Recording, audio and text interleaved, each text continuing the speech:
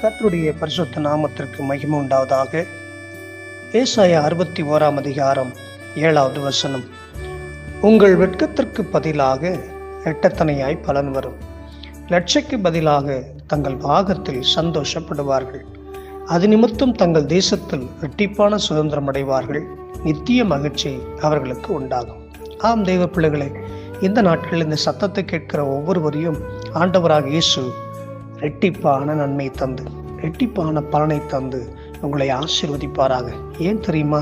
நீங்கள் அநேக வேதனைகளையும், அநேக வெட்கங்களையும், அநேக கண்ணீரையும் வடித்திருக்கிறீர்கள்.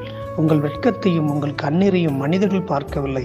ஆனால் தேவனாகிய கர்த்தர் இயேசு கிறிஸ்து உங்கள் கண்ணீரையும், உங்கள் வெட்கத்தையும், உங்கள் அவமானம், உங்கள் வேதனைகளும், உங்கள் துக்கத்தையும் பார்த்தபடியால் அவர் சொல்லுகிறார், உங்களுக்கு இரட்டிப்பான நன்மை தருவேன் என்று சொல்லி.